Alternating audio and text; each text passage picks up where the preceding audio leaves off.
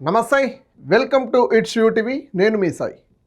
కర్ణాటక లోకాయుక్త పోలీసులు బుధవారం జనవరి 28 రాత్రి నిర్వహించిన మెరుపు దాడిలో అవినీతికి పాల్పడిన పోలీస్ ఇన్స్పెక్టర్ రెడ్ హ్యాండెడ్గా పట్టుబడ్డాడు.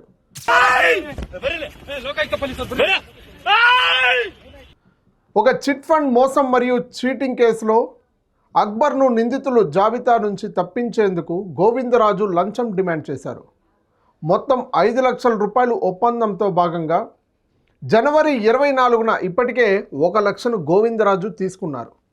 మిగిలిన 4 లక్షలు బుధవారం సాయంత్రం అందజేయాలని బాధితుడిని ఆదేశించారు. బాధితుడు లోకాయుక్త పోలీసులని ఆశ్రయించడంతో వారు పక్కా ప్లాన్ వేశారు. సిరాసి సర్కిల్ సమీపంలోని కార్ గ్రౌండ్స్ వద్ద బాధితుడి నుండి 4 లక్షల రూపాయలు తీసుకుంటుండగా అధికారులు గోవిందరాజును చుట్టుముట్టారు. లోకాయుక్త పోలీసులు తనను పట్టుకోగానే గోవిందరాజు సినిమా ఫక్కీల్లో ప్రవర్తించారు.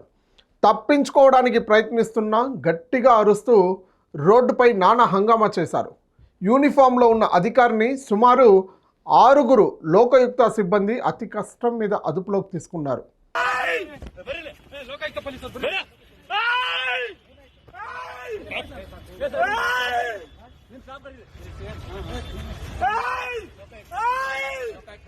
దీనికి సంబంధించి వీడియోలు కూడా సోషల్ మీడియాలో విపరీతంగా వైరల్గా మారాయి.